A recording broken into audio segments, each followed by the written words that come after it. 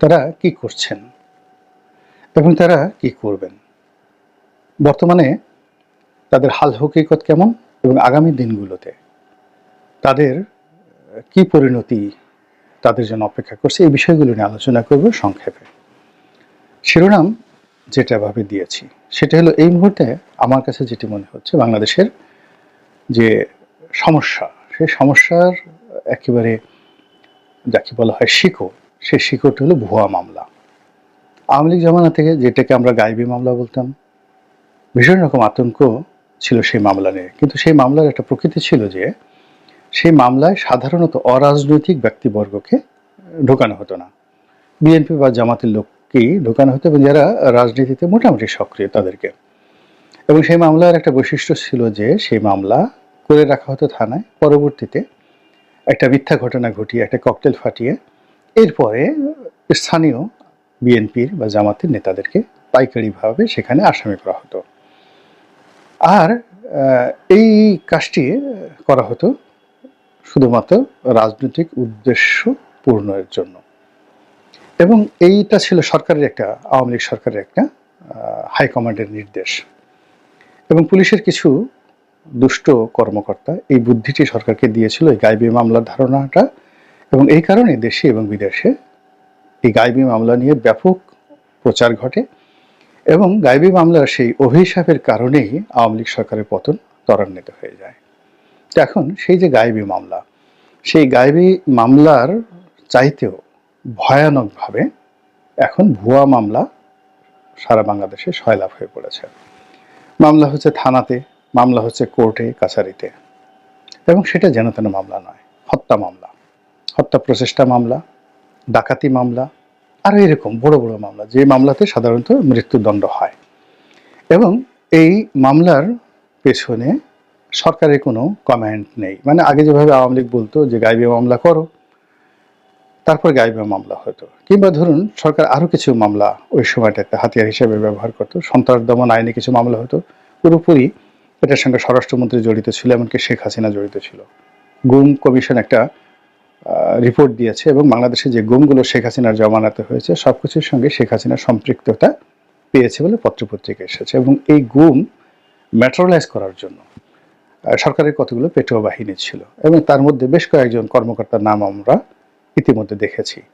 পুলিশের আইজি বেনজির, major general Ziaul Hasan, ডিবির হারুন, তারপরে সেই পুলিশের যে কর্মকর্তা মনিরুল, এদের নাম পত্রপত্রিকায় এসেছে।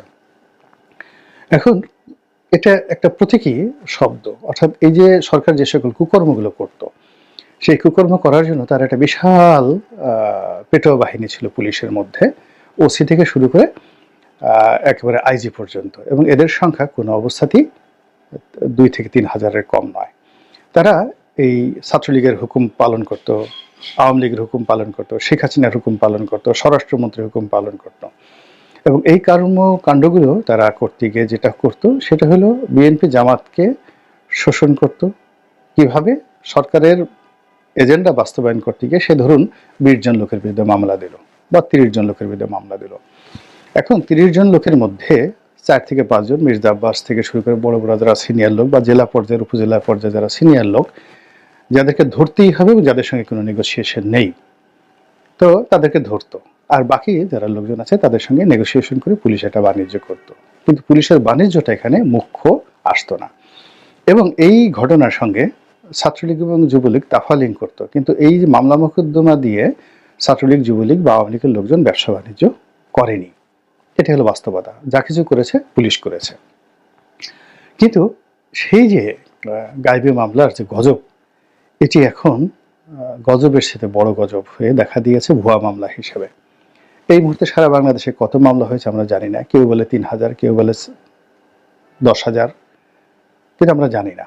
আমরা আরো অনেক কিছুই জানি না। আমরা এখনো পর্যন্ত সরকার তালিকায় করেনি কতজন মানুষ এই জুলাই আগস্ট বিপ্লবে নিহত হয়েছেন, পুলিশের কতজন আহত হয়েছেন, কতজন নিহত হয়েছেন, আওয়ামী লীগের কতজন আহত হয়েছেন, কতজন নিহত হয়েছেন, বিএনপির কতজন নিহত আহত হয়েছেন, জামাতের কতজন, এবং বিশ্ববিদ্যালয়ের, ঢাকা বিশ্ববিদ্যালয়ের কতজন ছাত্র নিহত হয়েছেন, প্রাইভেট বিশ্ববিদ্যালয়ের কতজন হয়েছেন এবং সমন্বয়কদের মধ্যে কতজন নিহত হয়েছেন। এখনো পর্যন্ত তালিকা হয়নি।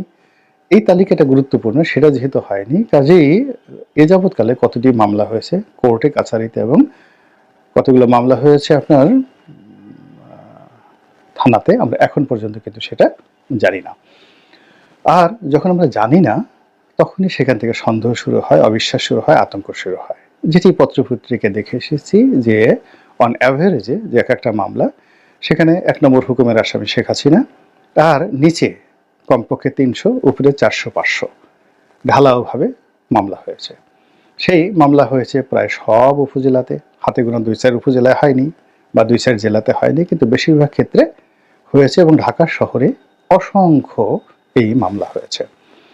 আমি কয়েকটা উদাহরণ ব্যক্তিগতভাবে বলি। যেমন দেখা গেল সাভারে। এখন সাভারে আশুলিয়া থানাতে এবং সাভার থানাতে এরকম অসংখ্য গায়েবী মামলা হয়েছে এবং এই মামলা করার জন্য সেই বিএনপির বিভিন্ন গ্রুপ রয়েছে। বিএনপির ওখানে ২-৩টা গ্রুপ রয়েছে, নমিনেশন চায়। তারা এই দুর্নীতিবাজ পুলিশ যারা কর্তা রয়েছেন, সাব ইন্সপেক্টরের লেভেলের যারা লোকজন আছে, তাদেরকে কনভিন্স করে এখানে ৩০০, ৪০০, ৫০০ লোকে এর মধ্যে ফেলে দিয়ে তারা এই মামলাগুলো করেছে। হাতে গোনা ৪-৫ জন লোককে দূরে রেখেছে। অনেকে পালিয়ে আছেন, যারা এমপি ছিলেন, মন্ত্রী ছিলেন, তারা হয়তো পালিয়ে আছেন। কিন্তু নিচে যারা ওয়ার্ড পর্যায়ের, ইউনিয়ন পর্যায়ের সাধারণ নেতাকর্মী রয়েছেন আওয়ামী লীগ, তাদের সঙ্গে একটা বিরাট লেনদেন, টাকা পয়সার লেনদেন ইতিমধ্যে তারা করে ফেলেছেন এবং এর সংখ্যা কত শত কোটি আপনি কল্পনা করতে পারবেন না। ধরুন সাভারের একজন ইউনিয়ন পর্যায়ের যুবলীগের কর্মী, তার হয়তো ওখানের জায়গা জমি থাকার কারণে, ব্যবসা বাণিজ্য থাকার কারণে হয়তো সে ১০০ কোটি টাকার মালিক, ৫০ কোটি টাকার মালিক, এবং তার এই ব্যবসা বাণিজ্য রক্ষা করার জন্য সে দরকার হলে এই মামলা থেকে রেহাই পাওয়ার জন্য ১ কোটি টাকা পর্যন্ত লেনদেন করে ফেলেছে। এরকম ঘটনা আমি শুধু সাভারের ক্ষেত্রে বললাম। আবার দেখা গেল যে সাভারে সাবেক এমপি মধ্যে ছিলেন ডক্টর এনাম মেডিকেলের। এখন এই ভদ্রলোক নিরীহ মানুষ, শেখ হাসিনা তাকে ধরে নিয়ে মন্ত্রী বানিয়েছেন, তার অনেক টাকা পয়সা। তো প্রথম দিকে তাকে যেন মামলায় ফাঁসানো না হয়, এই জন্য সে বেশ কয়েকজনকে অনেক টাকা দিয়েছেন, অনেক টাকা পয়সা দিয়েছেন। আবার পরবর্তীতে দেখা গেল যে না, তাকে মামলায় ফাঁসানো হয়েছে, ভালো কথা। তখন ফাঁসানোর পর আবার আর এক দফা লেনদেন। আবার সাইফুল নামে যে ভদ্রলোক ওখানে এমপি হয়েছিলেন, একজন ইউনিয়ন চেয়ারম্যান, তাকেও অনেকগুলো মামলায় ফাঁসানো হয়েছে।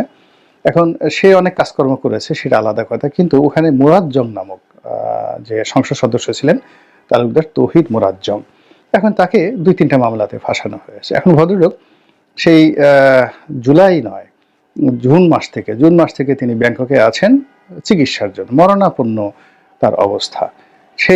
সেখানে বসে তিনি আছেন এবং তিনি গত নির্বাচনে আওয়ামী লীগের মনোনয়ন পান নাই, ২০১৪তেও পান নাই, ২০১৮ পান নাই। গত নির্বাচনে তিনি একজন স্বতন্ত্র প্রার্থী হিসেবে তিনি কন্টেস্ট করেছেন, তাকেও দেখা গেল আওয়ামী লীগের নেতা হিসেবে ওই রকম ১ নম্বর আসামি শেখ হাসিনা, তাকে মামলায় ফাঁসি দেওয়া হয়েছে। এরপরে আরেকজন লোকের কাহিনী বলি, ওনার নাম আব্দুল মজিদ, অ্যাডভোকেট আব্দুল মজিদ, হবিগঞ্জের। উনি একজন সংসদ সদস্য ছিলেন আমার সঙ্গে। বাংলাদেশে যে কজন ভদ্রলোক আছেন, সৎ মানুষ আছেন রাজনীতিতে, সেই ২০০৯ থেকে এই পর্যন্ত একেবারে লিখে লিখে দিতে পারেন আওয়ামী লীগের মধ্যে যে কজন সৎ। যেমন এই আব্দুল মজিদ একজন সৎ মানুষ। তারপরে সুনামগঞ্জের মান্নান সাহেব পরিকল্পনা মন্ত্রী ছিলেন, সৎ মানুষ। একজন এমাজউদ্দিন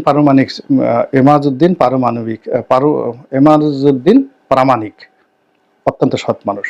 এরপরে আরেকজন শহীদুল ইসলাম সরকার বা শহীদুল হক সরকার নামক উত্তরবঙ্গের একজন পরে মন্ত্রী হয়েছিলেন বা হুইপ হয়েছিলেন। মানে এই সমস্ত মানুষ সম্পর্কে আপনি একটা স্পট দিতে পারবেন না। তো এই আব্দুল মজিদ, তিনি গত নির্বাচনে মনোনয়ন পান নাই এবং ওই এলাকাতে তার কোনো রকম যাকে বলা হয় বদনাম নাই, বদনাম নাই। তো এখন তিনি এই ঘটনায় অনেকগুলো মামলার আসামি এবং তার বাড়িটি একেবারে পুড়িয়ে ছারখার করে দেওয়া হয়েছে। তো তার বাড়িটি হলো যে হবিগঞ্জ জেলা আওয়ামী লীগের সভাপতি বা সেক্রেটারি অ্যাডভোকেট জাহেরের বাড়ির পাশের বাড়ি। তো জাহের সম্পর্কে অনেক অভিযোগ আছে, কিন্তু এই মজিদ সাহেব সম্পর্কে বিএনপির একটা সিঙ্গেল লোক মন্দ বলেন। আমি বিএনপির ওখানকার সভাপতির সাথে কথা বলেছি, সেক্রেটারির সাথে কথা বলেছি, নো ওয়ান। কিন্তু তাকেও মামলায় ফাঁসানো হয়েছে, তার বাড়িটা পুড়িয়ে এমন ছারখার করে দেওয়া হয়েছে, একটা মানে কি বলবো, একটা টাইলসও নেই আর একটা গ্রিলও নেই পুরো বাড়িটা। এবং অবাক করা ব্যাপার হলো যে এই 5 তারিখের 4-5 দিন আগে তার স্ত্রী 40 বছরের দাম্পত্য জীবন মারা গেছেন, হাসপাতালে মারা গেছেন। এখন ভদ্রলোক একা, বয়স্ক মানুষ, ভদ্রলোক একা, এখন তিনি পালিয়ে বেড়াচ্ছেন এই মামলার কারণে। তো এই যে বিভৎস একটা রূপ সারা বাংলাদেশে চলছে মামলা এবং মোকদ্দমা দিয়ে, এখানে এটাকে আপনাকে জ্যামিতিক হারে বর্ণনা করতে হবে। মানে 300 মামলা আসামি যদি 5,000 মামলা হয়, 10,000 মামলা হয়, তাহলে 10,000 ইন্টু 300 কত লোক আসে? এদের সঙ্গে যদি আপনি জাস্ট কিছু লোককে আপনি এক একজনের 50,000 থেকে 1 লাখ টাকা পর্যন্ত আপনি ধরেন লেনদেন, সেটা কেমন হয়? আমি আমার নিজের একটা অভিজ্ঞতা কয়েকদিন আগে ফেসবুকে একটা স্ট্যাটাস দিয়েছি। সেই স্ট্যাটাসটা হলো যে আমাদের গলাচিপাতে 2018 সালে আমি যখন নির্বাচনে গেলাম, তখন আওয়ামী লীগের লোকজন আমার স্ত্রীর গাড়ি ভাঙচুর করলো এবং ওই গাড়িতে 16-17 জন লোক ছিল। তাদের সবাইকে, মানে যারা ছেলেরা ছিল তাদের গায়ে হাত দিল এবং মেয়েদেরকে যতটা সম্ভব মারধর না করা ছাড়া বাকি যেটা সম্ভব সবকিছু করেছে। তো এই ভাঙাচোরা গাড়ি নিয়ে আমার স্ত্রী থানায় আসলেন। তো থানায় আসার পর থানায় তো মামলা নিলই না, কোনো রক্ষা করল না, উল্টে আমার বিরুদ্ধে একটা মামলা দিয়ে দিল। আমি তখন অ্যারেস্ট, হোম অ্যারেস্ট, মানে গৃহবন্দী, যে আমি লোকজন সহকারে থানা আক্রমণ করার জন্য হুমকি দিয়েছি টেলিফোনে। তো এই ঘটনার বিরুদ্ধে আমি তো মামলা মোকদ্দমা করিনি, কিন্তু এক বিএনপির এক কর্মী সে আমার সাথে জাস্ট টেলিফোনে বললো যে এরকম ব্যাপার, আমি তো মারধরের শিকার হয়েছি, তা আমি মামলা করতে চাই। আমি বললাম যে দেখো, তোমরা এটা ব্যক্তিগত ব্যাপার না করাই ভালো, বিএনপি এখনো ক্ষমতা আসেনি। তারপর এই মামলা ভালো না, যারা অন্যায় করেছে তারা এই যে পরাজিত হয়েছে এমনি বিপদের মধ্যে আছে, আল্লাহ এমনি শাস্তি দিয়েছে, দরকার নেই। তো তারপরে সে বললো যে আমি তো নিজে ক্ষতিগ্রস্ত হয়েছি, আপনি তো আমাকে নিষেধ করতে পারেন না। তো আমি আর কোনো কথাবার্তা বললাম না। পরে দেখলাম যে মামলার একটা বিরাট লিস্ট তৈরি করেছে, উকিলকে দিয়ে ড্রাফট করেছে এবং ফেসবুকে ছেড়ে দিয়েছে প্রায় 100 জনের মতো আসামি, এবং যারা এই অন্যায়ের সাথে আদৌ জড়িত নয়। বিএনপি সেই বড় বড় লোক যাদের টাকা আছে, পয়সা আছে, নেতৃত্ব আছে, তাদেরকে টার্গেট করে এরকম বিরাট এক মামলার ফর্দ। এরপর আমার কাছে একের পর এক টেলিফোন, রডি ভাই এটা কি ধরনের কথা, আমরা তো এই কাজ করিনি, আপনার একটা সুনাম আছে, সুখ্যাতি আছে, আপনি তো এই কাজ করতে পারেন না। পরে আমি সেই ছেলেকে টেলিফোন করলাম, কথা বললাম যে তুমি এই কাজ কেন করেছো, তাকে বকা দিলাম, তুমি এই মামলা করতে পারবে না। এরপর দেখলাম যে তাকে কোনো অবস্থায় দমন করা যায় না। এরপরে আমি ফেসবুকে একটা স্ট্যাটাস দিলাম এবং এখন পর্যন্ত মামলা হয়নি। তো যাই হোক, এখন আমার গলাচিপাতে 10 মিনিটে কোনো রাজনৈতিক মামলা এখন পর্যন্ত হয়নি, কিন্তু অন্যান্য জায়গায় তো হচ্ছে। এবং এই যে মামলা, এই মামলার যে চাপ এবং অভিশাপ অতীতের, মানে যে কোনো সময়ের সাথে বেশি, এবং অনেক মানুষের সামাজিক, পারিবারিক, রাজনৈতিক, অর্থনৈতিক সমস্ত জীবন তছনছ করে দিয়েছে। এরপর আসেন চাঁদাবাজি, দখল। কারো একটা ভালো গরুর খামার আছে, কারো পালে 10টা ছাগল আছে, এমনকি একটা মুরগির খামার আছে।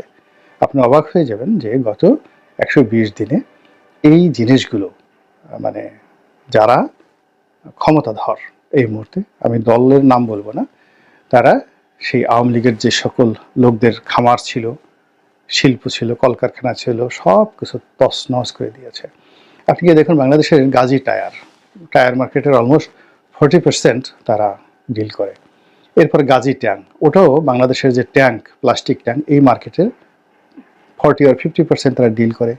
ওখানে 20,000 লোক চাকরি করে। জ্বালিয়ে পুড়িয়ে ছারখার করে দেওয়া হয়েছে। কত মানুষ যে কারখানার মধ্যে মারা গেছে রূপগঞ্জে। ওনার অনেক অন্যায় ছিল, ভূমি দখল থেকে শুরু করে সব কিছু, মানে এমন কোনো কুকর্ম নাই গোলাম দস্তগীর গাজী করেনি। কিন্তু এই জিনিসগুলোকে, মানে তাকে শাস্তি দিতে গিয়ে এই 20,000 লোকের যে কর্মসংস্থান এবং জাতীয় অর্থনীতির, ওর সঙ্গে ভ্যাট ছিল, ট্যাক্স ছিল, ইন্স্যুরেন্স প্রিমিয়াম ছিল, ব্যাংক ছিল, বিমা ছিল, সব কিছু তছনছ করে দেওয়া হয়েছে। তো এখন এই যে চাঁদাবাজি, দখল, মামলার কথা বললাম, চাঁদাবাজি, দখল থেকে শুরু করে সব মিলিয়ে যা কিছু করা হচ্ছে, এতে করে সমস্ত বাংলাদেশের যে উন্নয়নের চাকা, এটি রীতিমতো মুখ থুবড়ে পড়েছে। এবং এই জায়গা থেকে যদি আমরা বের হতে না পারি, তাহলে কি হবে, আগামীতে যে জিনিসটা ঘটবে সেটা হলো, আমরা শত চেষ্টা করে, ইনুস তো দূরের কথা, যদি আমরা মহাবিশ্ব থেকে আরো বড় কোনো মহামানবকে নিয়ে আসি, আরো বড় কোনো মহামানবকে নিয়ে আসি, তিনিও কিছু করতে পারবেন না। ফলে কি হচ্ছে, মানুষ কাঁদছে। মানুষ কাঁদছে, মানুষ আহাজারি করছে এবং মানুষ অভিশাপ দিচ্ছে। আপনি বলতে পারেন ইউনূস সাহেবকে দিচ্ছে, যে না, ইউনূস সাহেবকে দিচ্ছে না, সবাইকে দিচ্ছে। আওয়ামী লীগকে দিচ্ছে, বিএনপিকে দিচ্ছে, জামাতকে দিচ্ছে, এই যারা বিপ্লব করেছে তাদেরকে দিচ্ছে, সবাইকে মানুষ দিচ্ছে। এর কারণ হলো মানুষ তো ক্ষতিগ্রস্ত হয়েছে, মানুষ সব হারিয়ে ফেলছে, মানুষ কোনো কিছু দেখছে না। এই গত এক সপ্তাহ যাবৎ ঢাকা শহরে দুর্বিষহ যানজট, মানে আমি নিজে অবাক হয়ে যাই যে ধরুন এই যে 16ই ডিসেম্বরের বন্ধের আগে যে সময়টা গেল, তাতে আলটিমেটলি 4 দিন প্রচণ্ড, যাকে বলা হয় একটা লম্বা টানা ছুটি বাংলার মানুষ পেয়ে গেছে। তো বৃহস্পতিবার দিন বিকেলবেলা বেশিরভাগ মানুষ শহর ছেড়ে চলে যাবে, বিভিন্ন এলাকাতে চলে যাবে। শুক্রবার দিন রাস্তা ফাঁকা থাকবে, শনিবারের রাস্তা ফাঁকা থাকবে। কিন্তু বাস্তবতা হলো যে শনিবার পর্যন্ত, 16ই ডিসেম্বর পর্যন্ত কোনো রাস্তা ফাঁকা নেই। মানুষ পাগলের মতো ছুটছে, যে যার মতো করে। কিছু আয় দরকার, কিছু রোজগার দরকার, প্রচণ্ডভাবে ছোটাছুটি করছে, নিজের শেষ সম্বল বিক্রি করে তারা ছোটাছুটি করছে বেঁচে থাকার জন্য। কিন্তু শেষ রক্ষা কিন্তু হচ্ছে না। ফলে মানুষের এই যে কান্না, মানুষের আকুতি, আহাজারি, এটিতে বাংলার আকাশ পাতাল, জমিন, পাহাড়, পর্বত, নদী, সমুদ্র একাকার হয়ে যাচ্ছে। আল্লাহ আমাদেরকে রক্ষা করুন।